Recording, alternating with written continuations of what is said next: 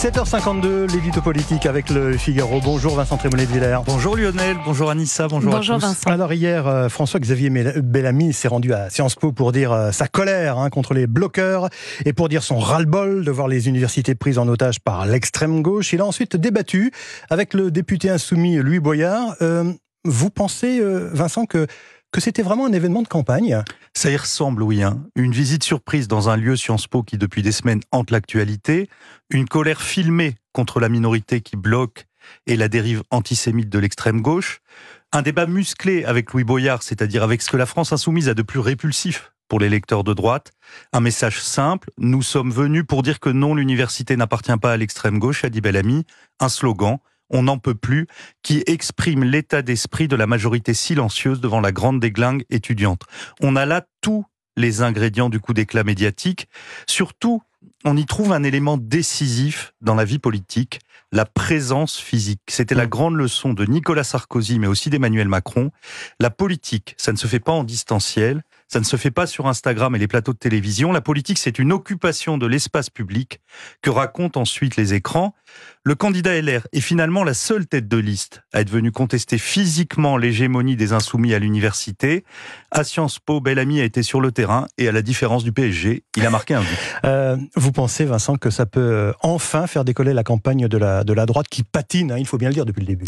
Les sondages vont vite répondre à votre question, Lionel, mais la première vertu d'un tel coup d'éclat, c'est de mobiliser son propre camp. La campagne de la droite classique était jusqu'ici quasi invisible.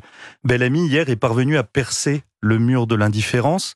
Surtout, il a pu montrer à un large public qu'il n'était pas l'enfant de cœur que l'on dépeint souvent. Ceux qui suivent la politique au Parlement européen se souviennent qu'il avait fait face à Olaf Scholz une intervention cinglante. Ceux qui suivent la campagne l'ont vu il y a quelques jours à la Sorbonne contenir un amphi hostile par la force des arguments, mais ces moments sont restés très confidentiels. La visite à Sciences Po a touché un public beaucoup plus large. Ce n'est peut-être pas suffisant pour relancer la droite, mais il est certain que c'était nécessaire. Oui, parce qu'avec un score situé entre 7 et 8% dans les sondages, Bellamy reste quand même loin derrière le trio de tête. Et il est talonné par Marion Maréchal, qui depuis le mois de septembre fait une campagne active et rythmée pour tenter de remplacer la droite LR. L'enjeu de cette élection est donc existentiel pour François-Xavier Bellamy, autant que pour son parti. Et pour ajouter à la difficulté, beaucoup des soutiens du professeur de philosophie n'ont aucune estime, voire de la défiance pour les Républicains, le parti qu'il représente. Ce parti, c'est sa monture, mais c'est aussi son boulet. Il a été nommé tardivement et sans enthousiasme. Il n'a pas eu la main sur la liste qu'il dirige, liste en grande partie composée par Éric Ciotti et Laurent Wauquiez. Il a longtemps subi les critiques de Nicolas Sarkozy, avant d'obtenir de l'ancien président une neutralité pas trop malveillante.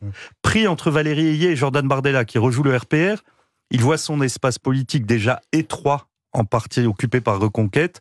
Sa campagne, sur le papier, c'est gravir l'Everest en mocassin.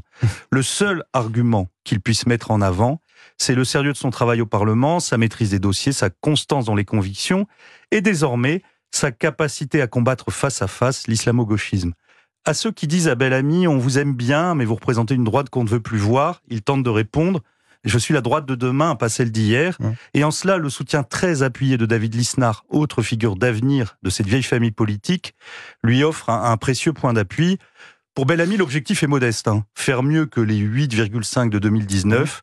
Ce n'est pas gagné, mais la visite à Sciences Po montre que c'est loin d'être perdu. Et puis après tout, il reste encore un mois de campagne. Merci Vincent Trémollet de Villers, l'édito politique sur Europe 1. À la une du Figaro ce matin, votre journal, Vincent, la situation à Gaza et l'espoir d'une trêve qui s'éloigne après l'attaque d'Israël sur Rafah, dans le sud du territoire palestinien, mais aussi et surtout à lire également dans le Figaro cet entretien exceptionnel avec Salman Rushdie. Voilà, que la vous leçon accordez, de courage de Salman Rushdie. Salman Rushdie,